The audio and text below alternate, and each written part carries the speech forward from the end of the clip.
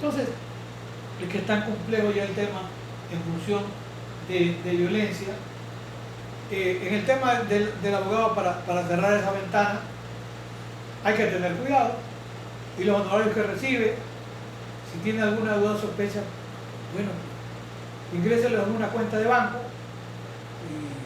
y tenga el cuidado debido para evitar que mañana pueda haber la posibilidad de un procesamiento. Además, en Alemania, yo he leído algunos trabajos sobre el tema del profesor Kai Ambos, también de Struens, y coinciden que ese fue un mensaje a los abogados, como para decirles: no defiendan a personas vinculadas con el crimen organizado.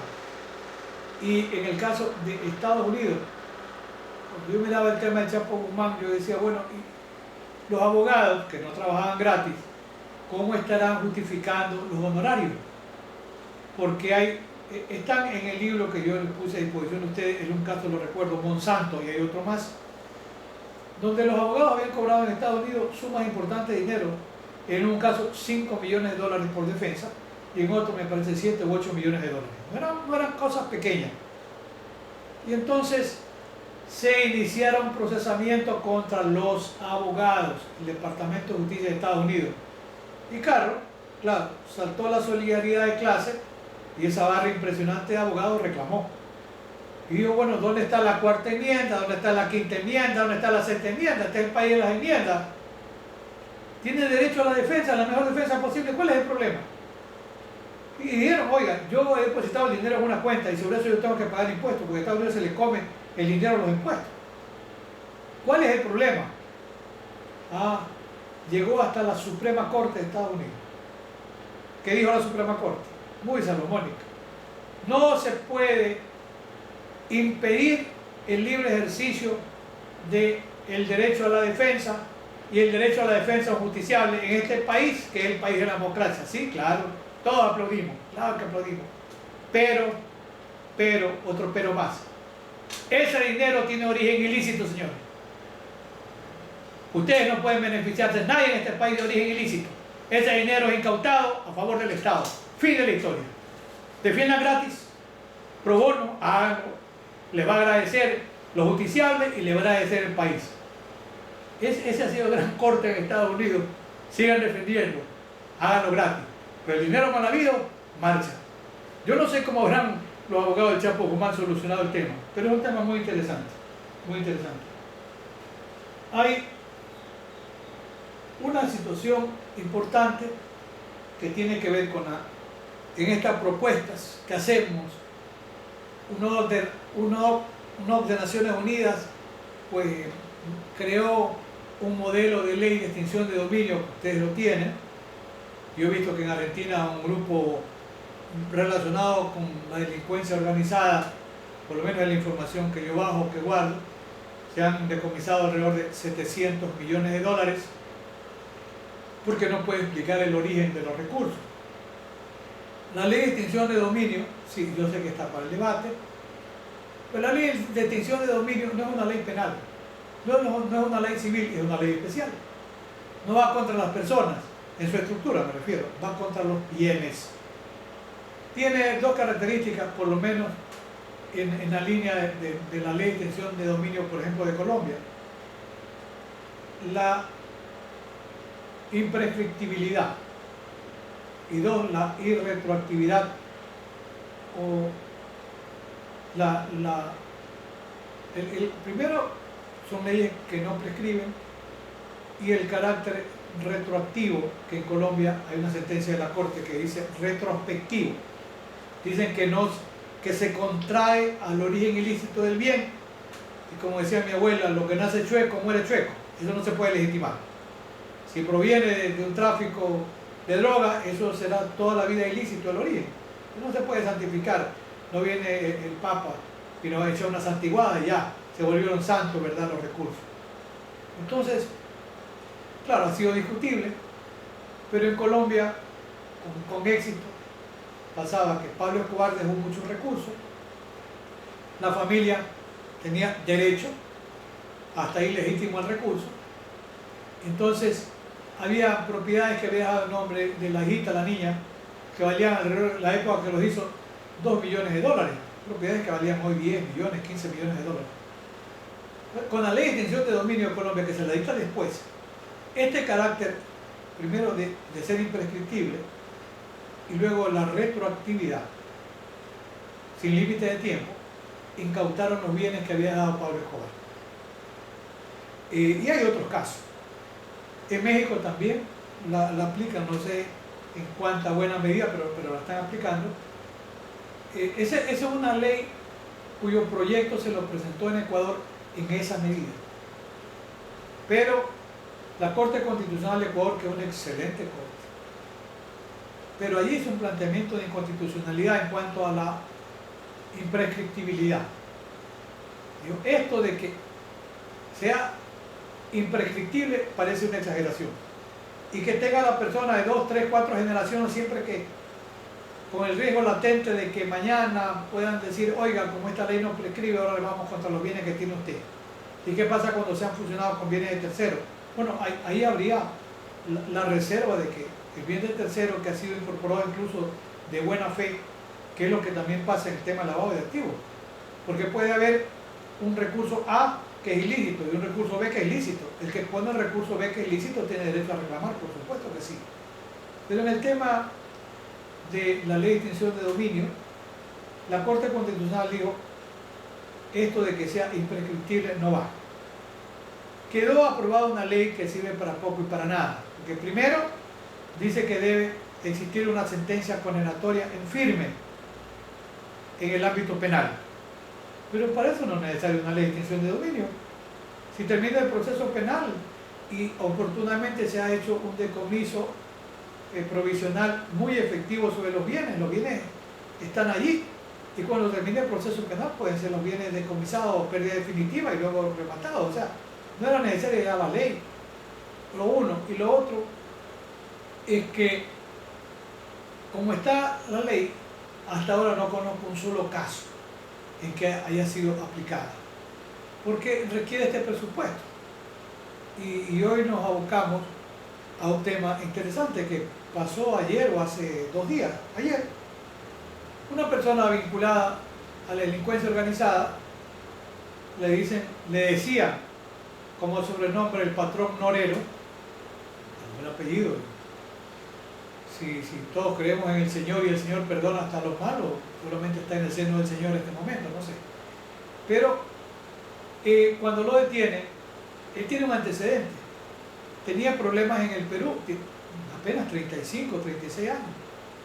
Se dice que él manejaba dinero de 4 o 5 carteles mexicanos en Ecuador para invertir, para lavar dinero, para la construcción. Ustedes van a la capital, nuestra Quito, después de 5 años, 3 años, encuentran 15, 20, 30 edificios nuevos en construcción de 30, 40 o 50 pisos. Mejor es no preguntar de dónde viene el dinero, ¿no? Lo mismo pasa en Manta y puede estar pasando en Guayaquil también. Dicen que él recibía muchos recursos de carteles mexicanos y que los invertía en la construcción. Cuando él le allana, él vivía en una casa en otra ciudadela donde yo estoy, en la ciudad de La Top. Él compró una casa, pagó $2 millones. Cuando le allanan la casa, le encuentran en la casa, así como que alguien para jugar dominó, no sé, $6 millones en efectivo. Una cantidad impresionante de lingotes de oro, no sé qué cantidad de lingotes de oro. ¿Ya? Una cantidad de relojes, 40 o 50 relojes, Cartier, Patek Philippe, Rolex, de oro, oro con diamantes. Yo calculo que en relojes debe haber no menos de $2 millones. 7 carros, o sea, ahí hay no menos de $15 millones. ¿Qué pasa? Estaba preso. ¿Por qué digo estaba preso? Porque dicen que ayer lo mataron en un levantamiento, matan a 3 y hoy día son 15 muertos más. No, nosotros tenemos un récord. Son más de 400 muertos en los 2 años de violencia en las cárceles ecuatorianas, en una población de 40.000 presos. Son más de 400 muertos los que hay hasta ahora. Es impresionante. Creo que es la cárcel más violenta de América Latina, no para que nos den un premio, pues es la dura realidad. Entonces, Norero, que tiene ya sólidos antecedentes, él tenía problemas pendientes en el Perú. Y en el Perú, ¿cómo creen que lo solucionan? En la época de la pandemia aparece un certificado de defunción, se murió el patrón Norero. Declararon en el Perú, ya extinguía todas las acciones penales contra él, pero Norero estaba vivo y apareció en Ecuador. Y alguien está pensando ahora, ¿será verdad que se murió Norero? ¿Por qué? No, son unos videos que no se los voy a enviar porque son terriblemente diabólicos. Hay una persona, la apuñalan en el piso, le dan como 50 golpes de machete, le están cortando la cabeza, no, horroroso. Y dicen que es el patrón Norero, no sé si será verdad o no. Habría que hacer pruebas y más pruebas. Pero más allá de donde esté el señor Norero, ahora, si se fugó, pues estará disfrutando por lo menos hoy de la libertad. Y él debe tener mucho dinero en muchas partes. Eso que se pierdan 15 millones o 20 no es nada. Pero, ¿qué pasa con los bienes del señor Norero? ¿Se va a declarar extinguida la acción penal? Claro, si ya se declara muerte. Entonces la viuda del señor Norero va a ir a reclamar los bienes. Señor, a mí me los devuelven. Porque mi cónyuge, mi pareja, él nunca recibió una sentencia condenatoria en firme. Esos bienes me los tienen que devolver. Y se arma una pelotera. Se arma una pelotera. ¿Qué hacer? Hoy día conversaba en la mañana con un grupo también de exalumnos y ya discípulos. Me decían que estarían en el mismo tema de Norero procesada la cónyuge y los hermanos. Ah, bueno, si están la mujer y los hermanos, ya es otra historia. Pero es que la delincuencia organizada con ese poder de intimidación y de compra es impresionante. Existe una persona que, el nombre, Gerald, él decía que él iba a ser el Pablo Escobar ecuatoriano. En una caleta, aquí en Guayaquil, en un barrio pobre, relativamente pobre, en una caleta le encontraron en dinero en efectivo, que era en la cisterna, 14 millones de dólares. Él manejaba mucho dinero, ¿para qué? Para si de mañana tenía problemas, un arreglo entre comillas con la policía, con el que lo detenga, con fiscales, con jueces. Él estuvo prófugo hasta que en algún momento lo detuvieron. Como Estados Unidos lo tenía pedido en extradición, pero Ecuador no concede la extradición de un ecuatoriano según la Constitución y es un tema de consulta. Y ahora creen que va a ser la gran respuesta frente a la delincuencia organizada. Como dice mi amigo Raúl Zaffaroni, la cárcel es para los tontos, ¿no? Para los delincuentes fracasados. Y cuando Raúl hablamos coloquialmente dice, mira querido Alfonso, la cárcel es para los pendejos. Para eso es la cárcel, no para el sabido. Entonces, lo detienen ayer, como no había extradición, lo pasaron por carro bien amarrado, probablemente vino la DEA de Estados Unidos, a Colombia, y en Colombia, que si hay extradición, se lo regalaron a Estados Unidos. En Estados Unidos llegó a un procedimiento de justicia penal negociada, creo que le han fajado 20 o 25 años, está cumpliendo condena. La mujer de él, por lavado de activos, fue a procedimiento abreviado, directo, la condenaron a 3 años, pero hay abogados y abogados, le dijeron, pero ¿por qué no planteamos un habeas corpus, correctivo, o lo que ustedes quieran, reparador?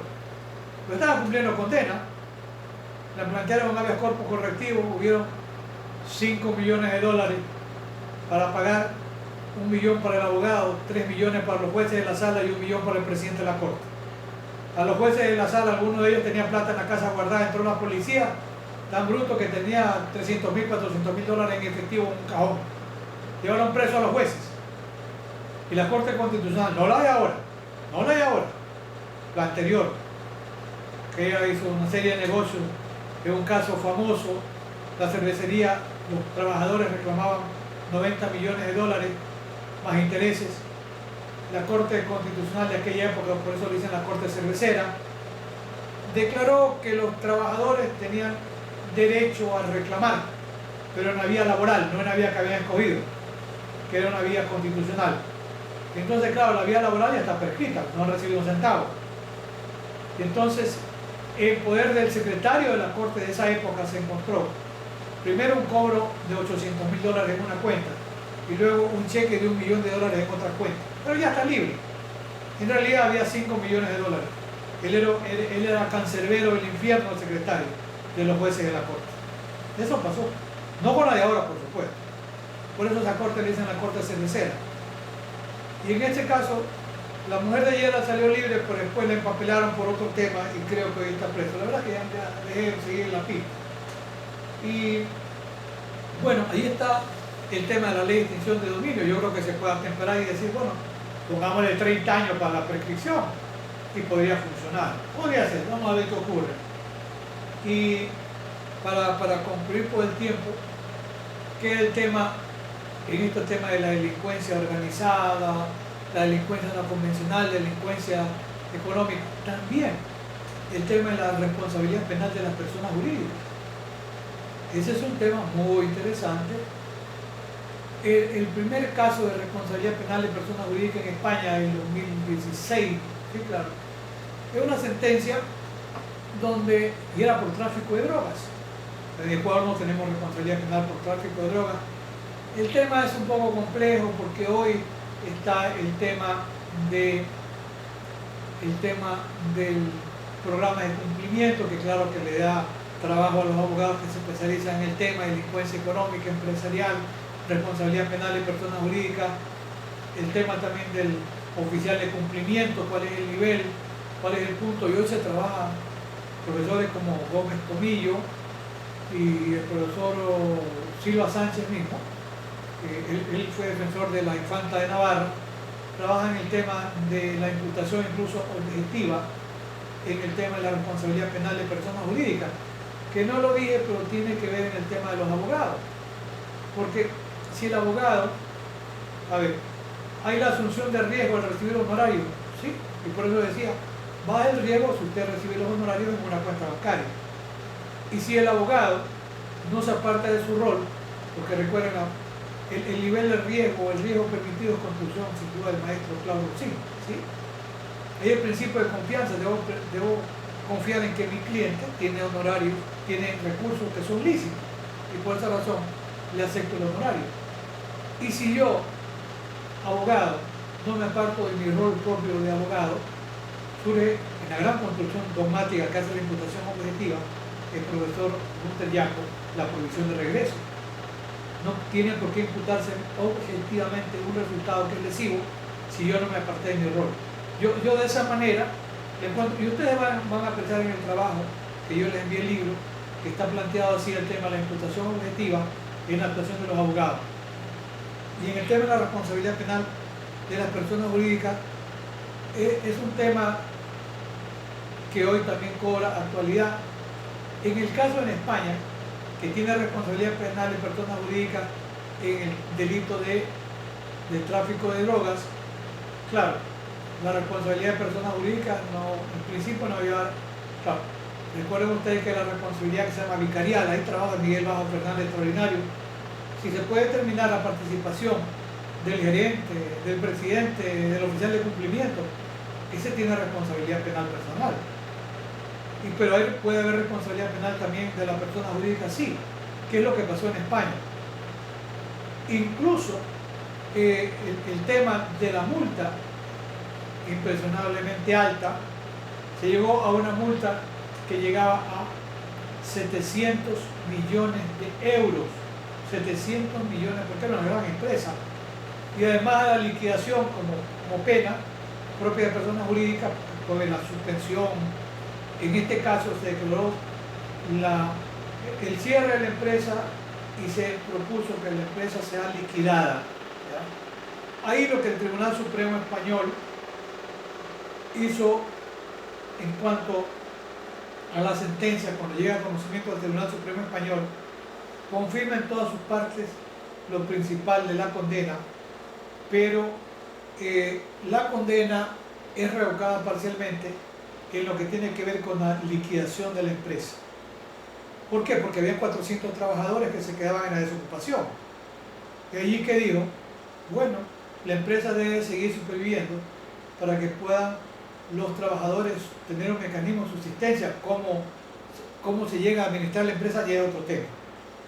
Pero es interesante porque yo recuerdo una expresión muy lúcida de uno para mí, en su edad, que además es contemporáneo conmigo, el profesor Bernard Schunemann seguramente es el discípulo más brillante del profesor Claude Rossini en su generación.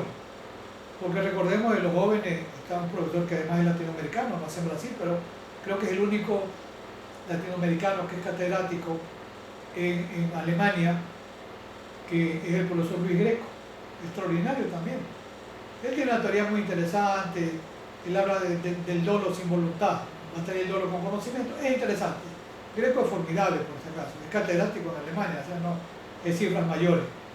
Entonces, Schunemann es el que plantea y dice que hay que tener cuidado en la responsabilidad penal de las personas jurídicas y en los delitos económicos. ¿Por qué? Justamente por lo que pasaba en España. Dice, la pena de muerte contra la persona jurídica, que hacía la liquidación de la persona jurídica, trae aparejada esta dificultad. ¿Cuál? La posibilidad que al liquidar la empresa hay daño a terceros que son los trabajadores, se quedan en la desocupación. Por eso dice el profesor Schunemann, hay que utilizar racionalmente las penas en contra de las personas jurídicas. Ese es un debate muy interesante que hoy también tendría que ser tomado en cuenta cuando nos estamos refiriendo a este tema de delincuencia organizada, temas de corrupción. Ya el profesor Leonel Calderón conversará con ustedes sobre el tema. En Ecuador no hemos, como en Perú incluso hay un capítulo, ¿verdad? Delitos de corrupción. Nosotros no, generalmente se dice delitos contra la administración pública, pero como los vientos son así de novelería, ya está creada en Ecuador unas unidades especiales de jueces anticorrupción, pero que van a funcionar en Quito, en la capital de la República. Entonces, claro, había un coto cerrado, son los 7 sabios de Grecia, no hay juristas en otros lugares en el país, donde va a haber jueces del primer nivel, del segundo nivel y del tercer nivel, jueces de instrucción, jueces de tribunal y jueces de alzada de las sentencias con el carácter que acá tendría que ser jueces provinciales, y el equivalente a sala de los criminales que ustedes tienen. Bueno, esa es una propuesta que aún todavía no se aplica, pero que ya está en marcha, se aprobó la creación y justamente Leonel Calderón va a ser uno de los profesores de capacitación.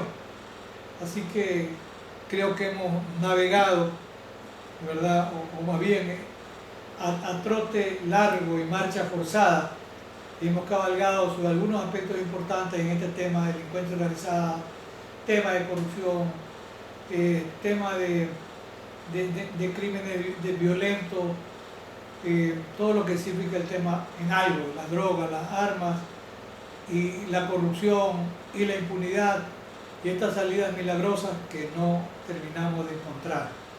Lamentablemente Diógenes está en la ficción, ¿verdad? Y Diógenes no va a venir a alumbrarnos esta segunda década del siglo XXI. Yo creo que la lámpara de Diógenes ya se perdió, probablemente. Consecuentemente quiero yo concluir por hoy, por este momento, agradeciéndoles por toda la atención que ustedes han tenido a bien dispensarme. Ahí quedan los libros en formato digital y queda mi página web y alrededor de 280 videos en mi cuenta. No quiero ser ampuloso que tengo un canal en YouTube, no, en mi cuenta en YouTube nada más. Hay alrededor de 280 videos que pueden servirle. Muchísimas gracias a ustedes y un fuerte, como digo siempre yo, abrazo académico.